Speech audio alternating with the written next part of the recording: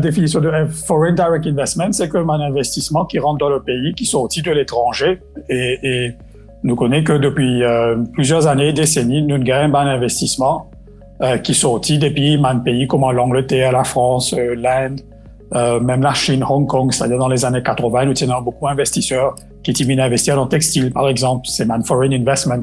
Nous tenons aussi, par exemple, un Sud-Africain qui investit dans le secteur hôtellerie, comme Sol Kelsner, c'est aussi qualifié comme foreign investment. Et après, nous trouvons, par exemple, depuis 2005, avec l'ouverture, c'est-à-dire l'ouverture que man étranger qu'a acheté man property dans Maurice, nous trouvons que pendant 15 ans, nous gagnons pas mal de foreign investment dans real estate, dans property. Alors, foreign direct investment, c'est un affaire qui est très important pour Maurice, mais aussi nous devons comprendre, si c'est pas seulement Maurice qui compete for foreign investment, nous dans le continent africain aussi, qui gagne énormément de foreign direct investment. En général, un pays en développement, gagne entre 5 à 10% de foreign direct investment, 10% de ce PIB.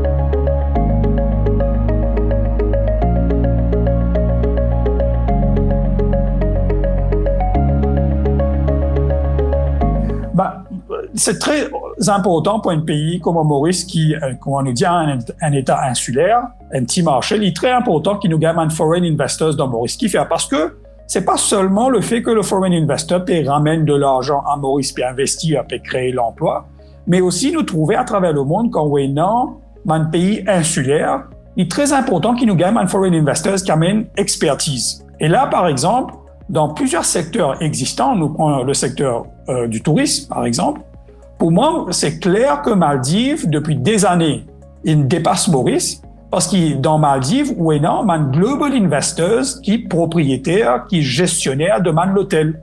Alors qu'à Maurice, nous avons très peu de foreign investors qui propriétaires et gestionnaires de l'hôtel à Maurice. Alors ça, c'est un exemple pour démontrer que man foreign investors amène aussi l'expérience, l'expertise et aussi intellectual property qui nous payons. Bon. Un secteur qui me pensait très important quand nous sommes capables de gagner foreign investors, qui nous paye dans l'expertise as we stand today, c'est au niveau du secteur de la technologie. Et là, on trouve énormément d'investisseurs depuis 2-3 ans qui investissent en Afrique. Alors, c'est là que une instance comme EDB est capable de dire, nous allons identifier ces foreign investors là, dans quel secteur je peux investir, et nous allons hold their hands, comment nous dire, nous amène zot dans Maurice. C'est-à-dire, nous besoin vers zot pour amener dans Maurice, et non pas attendre zot viennent vers nous. Et c'est là qu'il me trouve certains pays comme en Rwanda, par exemple, qui fait extrêmement bien. Zot peut cibler man investors pour zot amener dans zot pays. Et c'est la même chose pour le Ghana aussi, par exemple. Nous trouvons là, récemment, cette année-ci, malgré la crise de Covid, Toyota peut faire 2 manufacturing plants dans Ghana. Ben, c'est parce que man Ghanéen, il a au Japon, il a discuté, il a mené dans Ghana. Alors, moi, pensais, c'est pourquoi pour Maurice aussi, nous avons adopté une approche de nous qui vise à identifier et amener dans Maurice et pas attendre par magique que maintenant pour venir dans Maurice.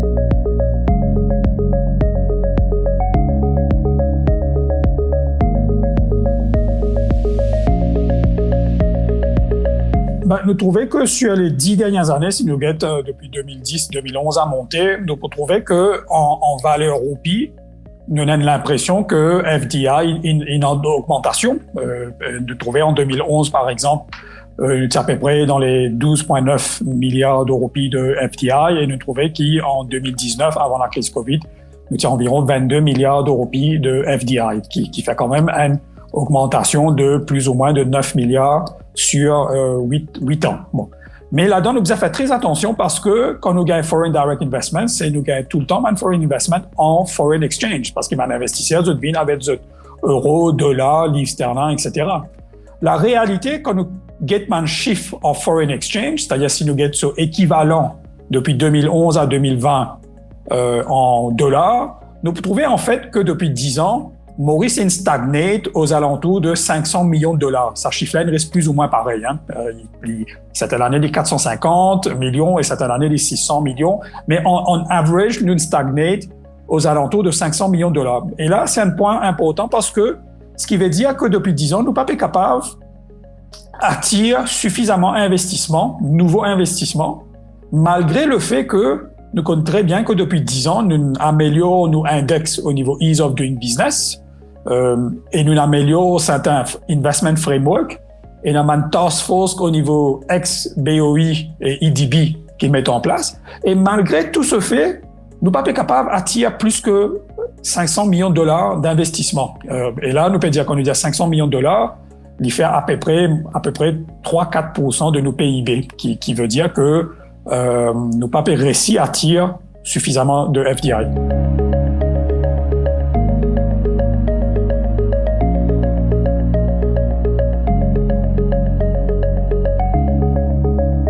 Effectivement, c'est un des problèmes qui pendant 10 ans nous gagnait, qui pas taclé, c'est-à-dire que nous connaissons très bien que un gros pourcentage, à peu près 50% de nos FDI qui rentrent dans Maurice chaque année, c'est FDI qui qualifié comme real estate. Qu'est-ce que ça veut dire, real estate? C'est-à-dire, un individu qui vient acheter property dans Maurice. Nous connaissons très bien, depuis 10 ans ou même 15 ans, nous avons plusieurs schemes. Par exemple, nous avons un premier scheme comme à Tamarina, Valriche, Azuri, etc.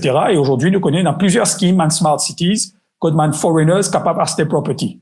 Et là, nous trouvons qu'il un gros pourcentage de nos FDI allent vers real estate. Okay.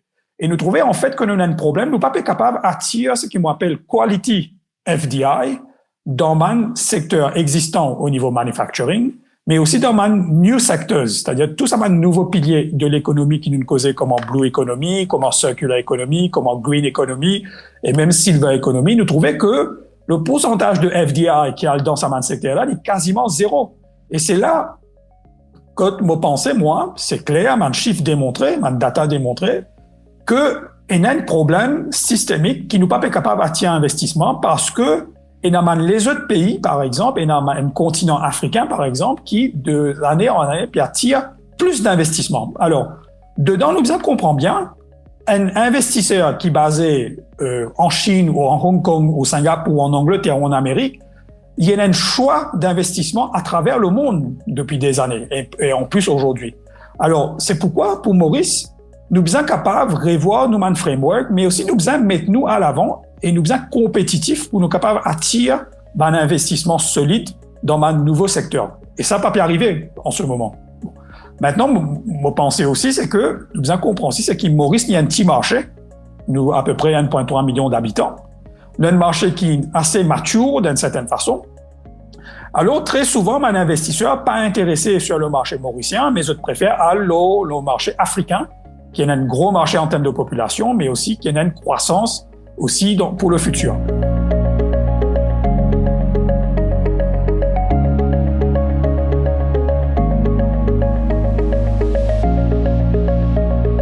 Nous avons commentaire là me dire, c'est-à-dire que le marché mauricien est petit, le fait qu'il y en a plusieurs compétiteurs sur le marché continent africain, qui n'était pas le cas il y a 15 ans de cela, mais aussi nous devons comprendre aussi, c'est que un investisseur, quand je investis dans un marché, je guette aussi par exemple la performance économique, la stabilité politique, et aussi je prends une perspective, par exemple, sur la monnaie locale. Par exemple, quand la roupie peut dévaluer, et peut déprécier plutôt, un investisseur étranger, il dit, il n'est pas pour intéresser investir dans un pays, code par exemple dollar, 30 roupies, et que ce dollar, finalement, il vient 43 roupies, et finalement, quand les business sortis l'argent depuis Maurice, il y a moins de dollars parce que la roupie a glissé.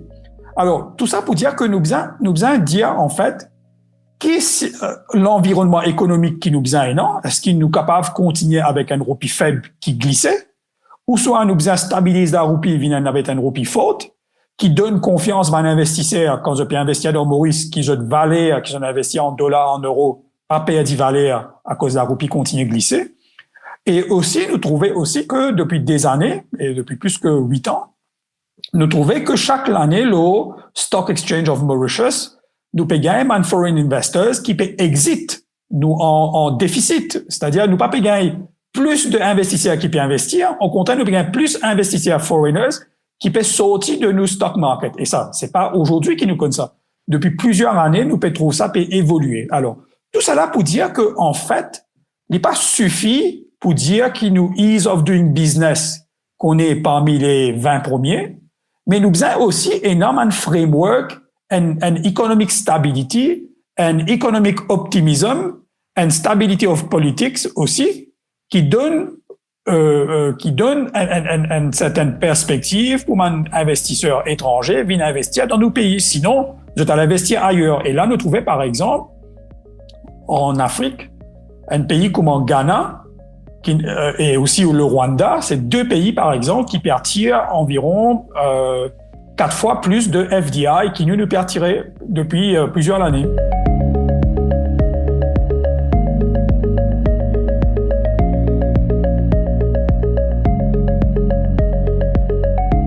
On sait comme une autorité et même le secteur privé à travers Business Mauritius, bizarre, assis ensemble, fait une analyse de qui fait à nous pas bâtir investissement et comment nous besoin repositionner Maurice as an investment destination. Et ça exercice-là, Ziscalé n'a pas encore fait, malgré le fait que depuis 10 ans, nous trouvons que nous FDI peut stagnate et aussi malgré le fait que pendant 10 ans, nous trouvons qu'à peu près 50% plus nos FDI puis dans real estate qui pas productif d'une certaine façon. Alors, énorme, beaucoup de choses à revoir au niveau de nos investment framework pour repositionner Maurice comme un investisseur qui a dire voilà comment nous sommes capables d'investir. Je vous donne un exemple. Okay? Nous connaissons très bien, il y a pendant le budget une cause pour faire la production des vaccins à Maurice. Et là, c'est classique.